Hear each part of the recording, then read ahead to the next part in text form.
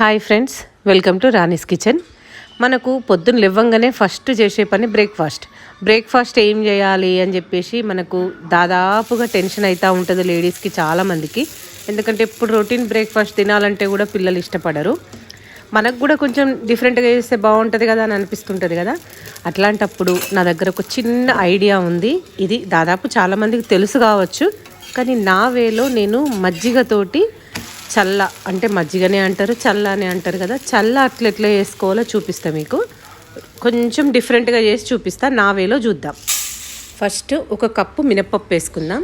దానికి అదే కప్పుతోటి సగం కప్పు శనగపప్పు. ఇప్పుడు అదే కప్పుతోటి మనం 3 కప్పుల రైస్ వేసుకుందాం. ఇందులో 1 కప్పు మినపప్పుకి 1/2 కప్పు శనగపప్పు, 3 కప్పుల రైస్. గుర్తుపెట్టుకోండి, రైస్ ఏదైనా సరే, మీరు రేషన్ రైస్ తీసుకుంటారా, నార్మల్ రైస్ తీసుకుంటారా, ఏదైనా సరే వీటిని ఒక 3 సార్లు మంచిగా నీట్గా కడిగేసి దాంట్లో ఇప్పుడు నేను చల్ల పోస్తున్నా. చూడండి, మజ్జిగ ఉంటుంది కదా, మజ్జిగ అయినా సరే చల్ల అయినా సరే ఏదైనా ఒకటి అంటారు కదా, నేను చల్ల పోస్తున్నా. మనము ఈ చల్లతోటే వీటిని నానబెట్టాలి.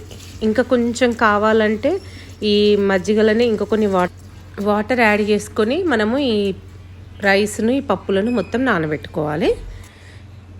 చూడండి, నేను ఇంకా అదే గిన్నెలో కొన్ని వాటర్ పోసి యాడ్ చేసేసిన. ఇప్పుడు దీన్ని మంచిగా కలిపేసుకొని మనము మినిమం ఒక 7-8 అవర్స్ దీన్ని నానబెట్టుకోవాలి. అప్పుడే మనకు పప్పులకు ఈ మజ్జిగ ఫ్లేవర్ అనేది మంచిగా పట్టుకుంటుంది. దీన్ని మూత పెట్టేసి ఒక 8 అవర్స్ నానబెట్టుకుందాం. తర్వాత మనము గ్రైండర్లో వేసుకుంటే కొంచెం ఫ్లఫీగా వస్తాయి. పిండిని రుబ్బుకొని మినిమం నైట్ అంతా మనం పులియబెట్టుకోవాలి దాన్ని.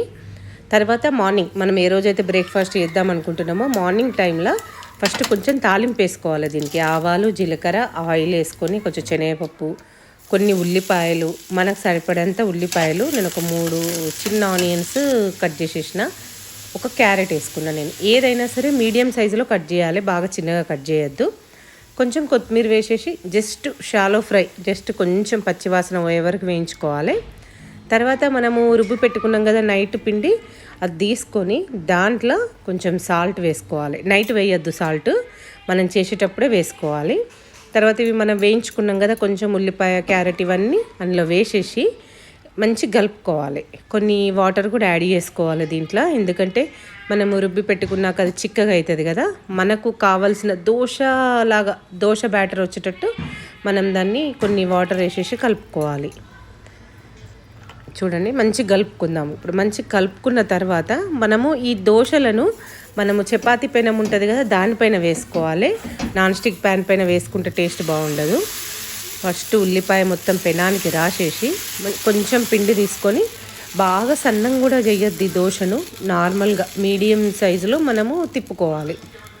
బాగా సన్నం వేస్తే కూడా కరెక్ట్గా రాదు దోశ. ఇప్పుడు దీనిపైన మూత పెట్టుకొని ఒక 2 మినిట్స్ కూడా పట్టదు, జస్ట్ 1 మినిట్ అనుకోండి. తర్వాత దాని చుట్టూ ఆయిల్ వేసుకోవాలి.